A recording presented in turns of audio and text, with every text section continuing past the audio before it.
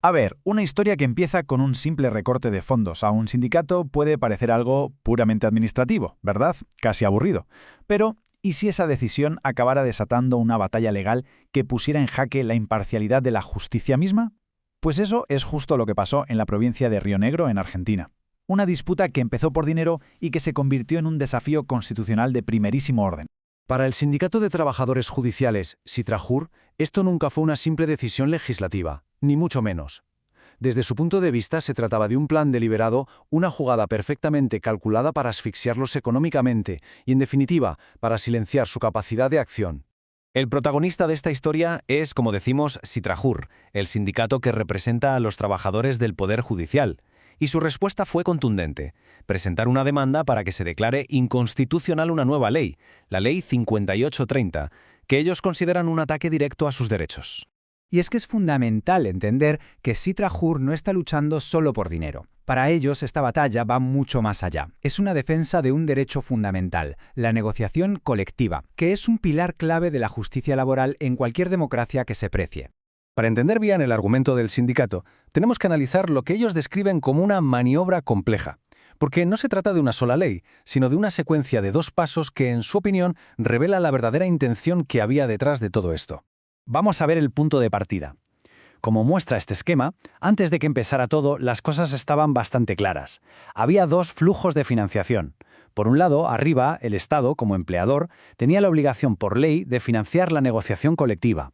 Y por otro, abajo, un pequeño aporte que salía de los procesos judiciales sostenía el día a día del sindicato. Dos obligaciones, dos fuentes de dinero bien definidas. Y aquí es donde empieza esta partida de ajedrez legal. El primer movimiento es sutil. El Estado cambia la ley y se libra de su obligación. Básicamente le dice al sindicato: oye, ahora la negociación la pagas tú, pero tranquilo, puedes usar los fondos que vienen de ese aporte de los litigantes. En la práctica, lo que hace es transferirles su propia carga económica. Y justo después llega el jaque mate. Una nueva ley, la 5830, que es el centro de toda esta disputa, elimina por completo la única fuente de financiación que le quedaba al sindicato. El resultado es simplemente demoledor. El sindicato se queda con la obligación de pagar, pero ya no tiene el dinero para hacerlo. La negociación colectiva queda, de facto, totalmente desfinanciada. La analogía que usa el propio sindicato es, la verdad, brillante.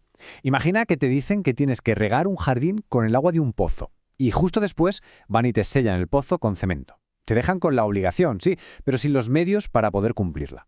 Una trampa perfecta, desde su punto de vista. Ante esta situación, Sitrajur hace lo que se esperaba: llevar el caso a los tribunales. Presentan una acción para que la justicia declare que la ley es inconstitucional. Su argumento es que la Ley 5830 no es solo injusta, sino que viola principios fundamentales de la Constitución y de los tratados de derechos humanos. Su demanda no es una simple queja, para nada. Es un argumento legal muy sofisticado que se apoya en tres grandes pilares. Sostienen que la ley es, primero, discriminatoria porque da un trato desigual a situaciones que son idénticas. Segundo, regresiva porque supone un paso atrás en derechos que ya estaban adquiridos. Y tercero, una violación de la libertad sindical. Y aquí está lo que el sindicato considera la prueba del delito. Vamos, la pistola humeante de su argumento de discriminación. Resulta que existía otro aporte idéntico, también del 0,2 por mil, que iba destinado al colegio de abogados. La cosa es que la ley eliminó el aporte para Sitrajur, pero mantuvo intacto el del colegio de abogados. La pregunta es obvia: ¿por qué para unos sí y para otros no? El segundo argumento es muy potente. Se basa en una idea conocida como el principio de no regresividad. Para que nos entendamos, es como si los derechos sociales funcionaran como un trinquete, una de esas herramientas que solo giran en una dirección, hacia adelante. Una vez que un derecho se ha consolidado, el Estado no puede simplemente eliminarlo sin una justificación potentísima. Alegan que esta ley es un paso atrás completamente injustificado. Y para rematar, traen a colación a la Organización Internacional del Trabajo. La OIT es clarísima en esto. La libertad sindical implica que los sindicatos deben poder gestionar sus finanzas sin injerencias del Estado. El argumento de Sitrajur es que, primero, el Estado interfirió al decirles en qué gastar el dinero y luego, de una forma mucho más grave, al eliminarles directamente esa fuente de ingresos. Por supuesto, el Estado tuvo que dar una justificación para aprobar esta ley. Vamos a analizar ahora su argumento oficial y, sobre todo, cómo el sindicato lo desmonta pieza por pieza, argumentando que no es más que una completa falacia. El argumento estrella del gobierno, la verdad es que sonaba muy bien. Dijeron que al quitar este pequeño aporte, los juicios serían un poco más baratos, lo que facilitaría el acceso a la justicia para toda la ciudadanía. Sobre el papel, es un argumento con muy buena prensa. ¿Quién podría oponerse a una justicia más accesible? Pero claro, el sindicato responde con una lógica aplastante. Vienen a decir, un momento, si de verdad la intención era abaratar la justicia, había formas muchísimo más eficaces de hacerlo. Se podrían haber reducido las tasas judiciales, que tienen un impacto mucho mayor, o ampliar el acceso a la asistencia legal gratuita. El hecho de que, de todas las opciones posibles, se eligiera la única que perjudicaba directamente al sindicato, pues para ellos revela la verdadera intención política.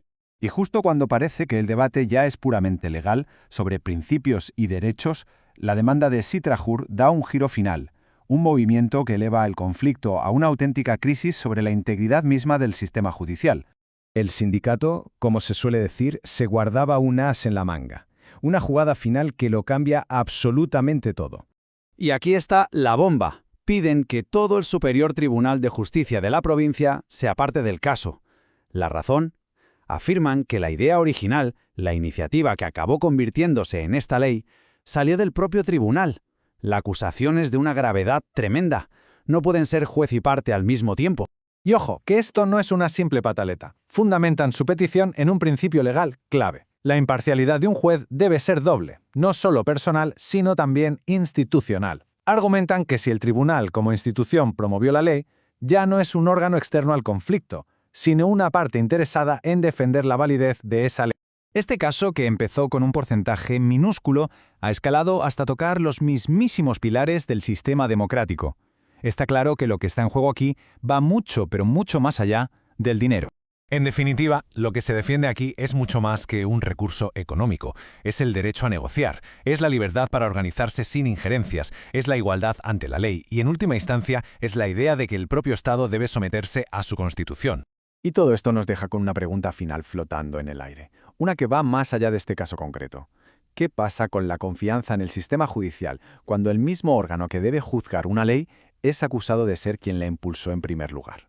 La batalla legal, desde luego, no ha terminado. Citrajur ha dejado muy claro que están dispuestos a llegar hasta la última instancia, la Corte Suprema de Argentina, si es necesario. Un caso que empezó en una provincia, pero cuyas implicaciones podrían sentar un precedente para todo el país.